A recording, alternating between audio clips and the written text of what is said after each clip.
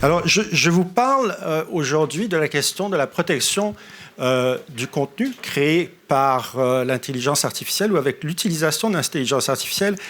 Et je vais faire ça en 3 temps, parce qu'on n'a pas beaucoup de temps. D'abord, je vais regarder très brièvement qu'est-ce qui protège, comment sont protégés, quelles caractéristiques a l'œuvre protégée. Puis ensuite, je vais regarder quelques exemples. Je vais d'abord faire cette première analyse d'un point de vue canadien. Je vais ensuite regarder quelques exemples du US Copyright Office sur des œuvres que vous allez peut-être reconnaître, mais qui vont nous permettre de regarder de plus près un aspect qui me paraît très important, c'est qu'en droit d'auteur, et je conseille des clients en droit d'auteur depuis très longtemps, en matière de droit d'auteur, l'originalité, finalement, l'originalité de l'œuvre définit la protection, l'étendue de la protection.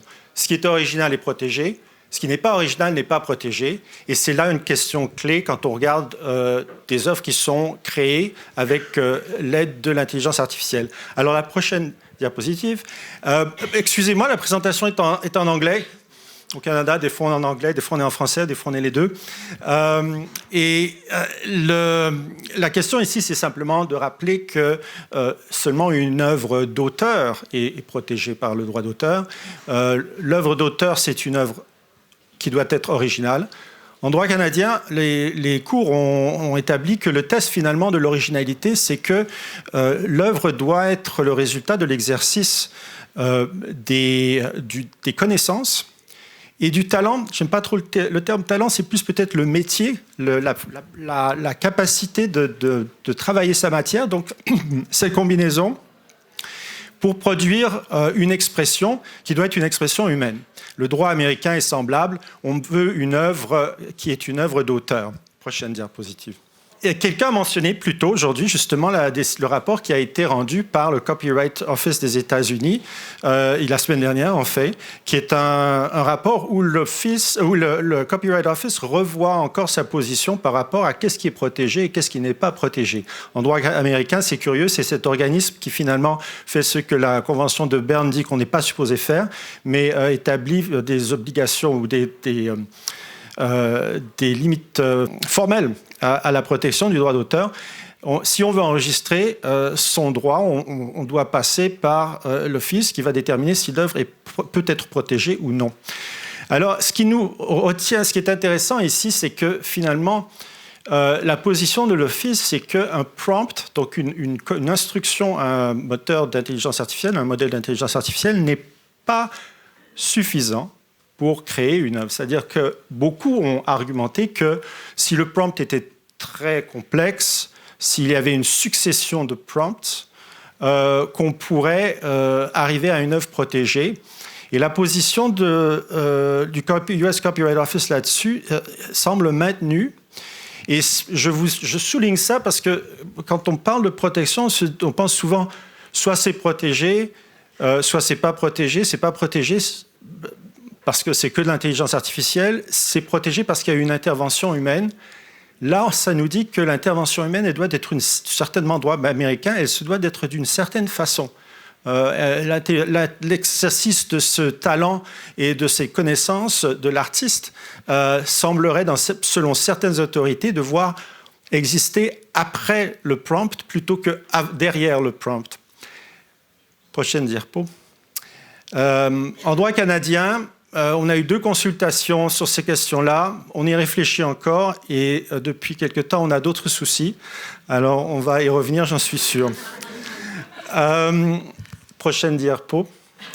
Alors, comme je vous ai dit, je vais revenir sur des œuvres que vous avez peut-être déjà vues, mais pour juste illustrer cette question. Alors, Surya, c'est le titre d'une œuvre générée par Monsieur Sani, qui a cherché à enregistrer cette œuvre. Et ce que Monsieur Sani a fait, c'est qu'il a pris une photo dont il était l'auteur d'un coucher de soleil. Il a ensuite choisi de prendre la nuit étoilée de Van Gogh. Et grâce à un moteur de IA, il a fusionné les deux, ce qui a donné le tableau que vous voyez dans le milieu. Il a cherché à enregistrer ça à travers le monde. L'Office des américaines a refusé. Il y a eu des décisions. Et essentiellement, donc, c'est une situation où le fait que le processus de création inclut une photo protégée par le droit d'auteur. Elle n'est pas super originale, mais c'est pas ça, le test est assez bas. Le fait qu'il ait choisi finalement que cette photo irait bien avec un style de Van Gogh, et finalement, il y avait une troisième étape dans la création qui consistait à ajuster certains paramètres. Ces trois éléments-là, qui pourraient être considérés comme l'exercice d'un talent ou d'une connaissance, au moins de l'outil, n'a pas été considérée comme suffisante pour que l'œuvre finale soit protégée, ou que le contenu final soit protégé. Prochaine diapo. Alors, c'est là aussi, théâtre de l'opéra spatial. Monsieur Jason Allen a pris Midjourney pour créer un tableau. Il a ensuite apporté lui-même certaines modifications ajoutées à l'œuvre pour...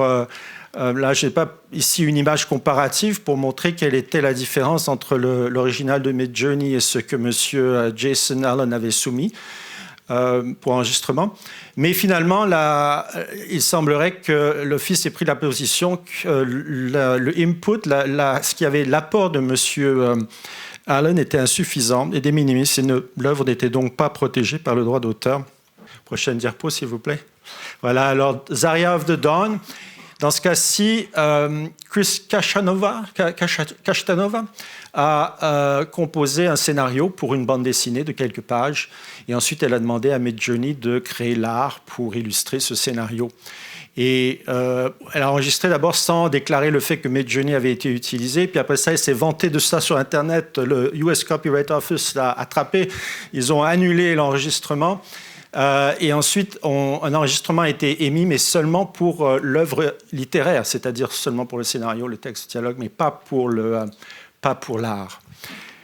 Alors, je m'arrête sur celui-ci parce que c'est vraiment très clair dans cette situation-là. C'est une bande dessinée.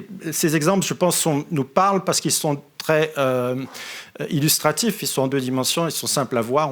Et ici, on peut voir que ça pourrait être une musique, ça pourrait être quelqu'un qui aurait composé une œuvre ou qui aurait écrit le texte d'une chanson et qui aurait demandé à un moteur d'intelligence artificielle de composer la musique.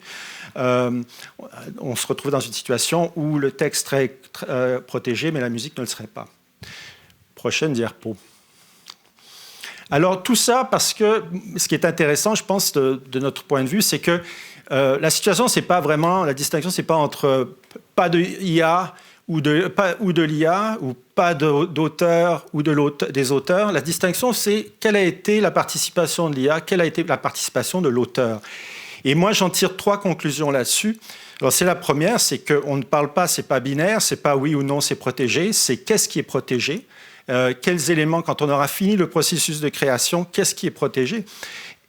Et dans certains cas, dans certains modèles, alors on peut aller au deuxième point, et dans certains scénarios, selon l'utilisation qu'on veut faire de l'œuvre, ça peut être pas très important. Par exemple, pour des logiciels qui utilisent l'intelligence artificielle pour générer de la correspondance aux clients, on va rarement avoir à faire valoir ses droits d'auteur sur cette correspondance-là. L'œuvre créée peut être protégée, pourrait être protégée par le droit d'auteur s'il avait participation humaine, mais finalement, commercialement, l'exclusivité qui est accordée par les droits d'auteur n'est pas particulièrement utile. Par contre, on peut imaginer, dans beaucoup de scénarios, des œuvres qui ont une importance, dont l'exploitation commerciale nécessite l'exclusivité accordée par le droit d'auteur.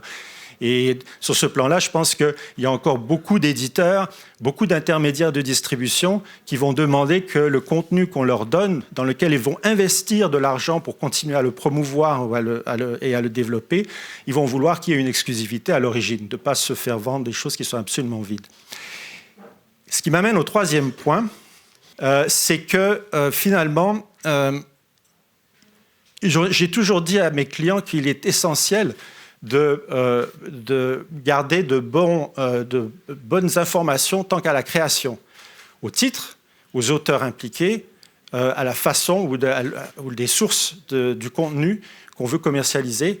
Et là-dessus, je pense que ça va devenir de plus en plus vrai, parce que la prémisse selon laquelle un contenu moderne est protégé va peut-être commencer à être remise en question du fait d'un contenu d'intelligence artificielle non protégé qui va devenir de plus en plus présent. Et aussi, on cherchera aussi à remettre en question la protection qui peut être accordée à certains aspects de l'œuvre et pas à d'autres aspects. Et là encore, c'est là qu'une documentation importante et vérifiable sera très utile pour la protection des œuvres. Finalement, je vais juste dire ceci, c'est que je pense que l'association d'une œuvre avec un auteur humain va devenir quelque chose, ou peut devenir quelque chose qui serait très avantageux d'un point de vue commercial. Une attention renouvelée peut-être sur les droits moraux, une attention renouvelée aussi sur l'attribution des œuvres à des humains et d'être capable, dans une certaine mesure, de revenir à l'humain créateur pour valoriser l'œuvre. Voilà, c'est tout ce que j'avais à dire. Merci.